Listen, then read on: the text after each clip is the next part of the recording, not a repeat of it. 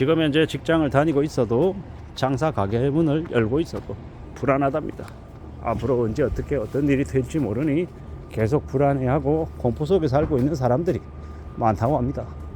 이런 이제 상황이다 보니까 심리적으로 위축이 되고 스트레스 받고 공황장애나 아니면 각종 이 정신적인 압박으로 힘들어하는 사람들이 많은 건데요. 비단 이게 그냥 뉴스에만 나올 만한 이야기일까요? 아니면 전 국민이 되게 많은 사람들이 그만큼 고통 속에 살고 있다라는 걸까요? 우리는 이에 대해서도 곰곰이 생각해 볼 필요가 있는 것 같습니다. 지금 별일 없이 지내고 있는 사람들조차도 주변의 분위기 때문에 위축이 되어서 소비를 뒤로 미룬다고 합니다. 지금 내가 어디 여행 갈 상황이 아니야. 지금 내가 TV 살 상황이 아니다. 내가 세탁기를 바꿀 상황이 아니다. 차를 새로 바꿔야겠다. 이런 생각을 하면 안 될 것 같다. 이런 마음들을 계속 먹는다고 하죠. 이런 마음들이 내수를 더욱더 위축되게 한다라고 하는데요. 이미 이러한 심리적인 위축은 이미 우리의 주변에 이미 확산이 다 됐습니다. 쉽게 이러한 상황들이 바뀔 것 같지 않다라는 거죠. 그게 현실입니다. 그게 우리네 상황이다라는 거 잘 좀 따져봐야 할 것 같습니다. 살아가는 게 현실이 참 예사롭지 않구나라고 요즘 좀 더 많이 느끼게 되는 거죠.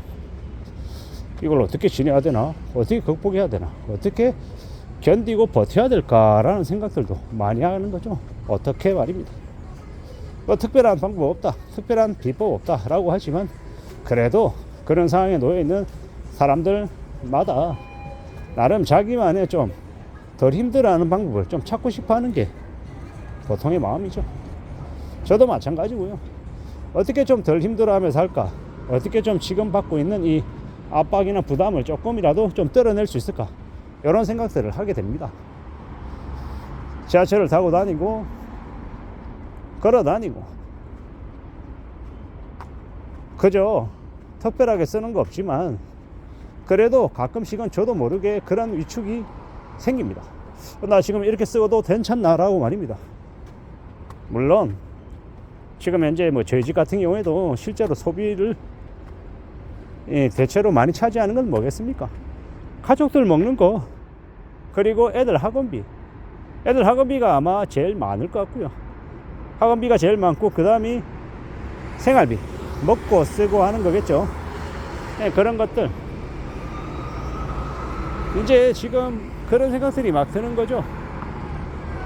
나름 그래도 허튼 데 쓰지 않고 아끼고 쓰고 나름 그래도 쥐어 짜면서 살아가고 있는데도, 그런데도 통장 잔고를 보면 그닥 여유롭지 않거든요. 이게 뭘까? 야, 이렇게 사는 게 빡세면 도대체 다른 사람들은 어떻게 사는 걸까? 저는 저대로 이렇게 나름 그래도 열심히 산다고 하고 있는 중인데 그래도 이렇게 빡센데,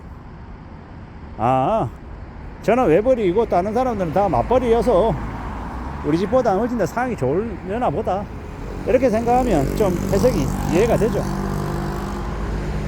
그런 생각들로 지금을 살아가고 있습니다.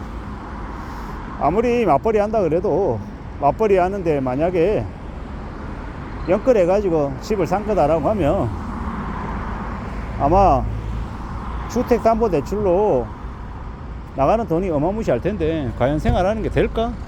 안 될 것 같은데 의구심이 좀 들기도 하죠. 뭐 제가 뭐 남의 집에 가계부를 볼 수 있는 것도 아니고 그냥 추정만 할 뿐인데, 그럼에도 불구하고 사는 거 절대 만만치 않을 거다라고 조심스레 짐작을 하는 거죠. 참 우리가 사는 게 이토록 빡세면 어떻게 살아가야 되는 걸까? 어떻게 지내는 게 필요할까? 라는 궁금증을 계속 이제 갖게 되는 거죠. 그리고 좀 안전하게 살 수 있는 길은 또 뭘까? 어떻게 또 살아가야 나아지는 걸까? 과연 나아지긴 하는 걸까? 뭐 이런 생각들도 하고 있고요. 뭐 결국 그 어느 누구든 확인할 수 없는 거고, 저도 저대로 저의 앞으로의 삶을 장담할 수는 없는 거고, 그저 지금 처지에서 할 수 있는 무언가를 좀 찾아봐야겠다. 내가 조심스레 나만의 이 해결책을, 비법을 좀 추구해야겠다. 뭐 이런 정도밖에 없는 거죠. 이런 마음으로, 이런 생각으로 지금을 살아가고 있는 겁니다. 저도 그렇고 여러분들도 그렇고 우리가 살아가는 지금의 이 시대가 좀 빡세잖아요. 좀 힘들잖아요. 심리적으로도 좀 많이 위축이 되고, 저도 그런데 여러분들도 그럴 거라고 봅니다. 마음을 좀 잘 먹어야 되는데 그 마음 잘 먹는다라는 게 별거 있습니까? 조금이라도 자기만의 여유 시간을 가지고 등산도 하고 맑은 하늘도 보고 푸르른 숲도 보고 경치도 좀 보면서 내 마음에 쌓여있는 시름도 좀 날려버릴 수 있었으면 좋겠습니다. 이제 좀 지나면 거짓말처럼 날씨가 확 바뀔 건데요, 바깥에 햇빛도 좀 쬐고 좋은 경치도 보고 사람들의 이 웃음소리, 이 젊은 친구들의 이 모습들, 이런 것들 보면서 살아가야죠. 밝고 즐겁고 환한 것들을 좀 느끼며 살아가야 되지 않겠습니까? 그렇게 지내야 되지 않을까라고 생각하는 거죠. 우리가 사는 지금의 현실들, 지금의 모습들 잘 좀 봐야 할 겁니다. 예사롭지 않다 그러고 어렵다고 하고 힘들다고 하는 얘기 자꾸 들으면 좀 싫기도 한 거 저도 잘 알고 있습니다. 그럼에도 불구하고 또 우리는 또 살아가야 되는 거고, 심리적으로 위축이 된다, 어렵다. 저는 이제 제가 영상을 찍는 게 걸어 다니면서 찍잖아요. 왜 걸어 다니면서 찍겠습니까? 걸어 다니며 찍으면 나름 그래도 내가 그래도 조금 활성화되는 것 같습니다. 굳어 있는 것 같지는 않다라는 거죠.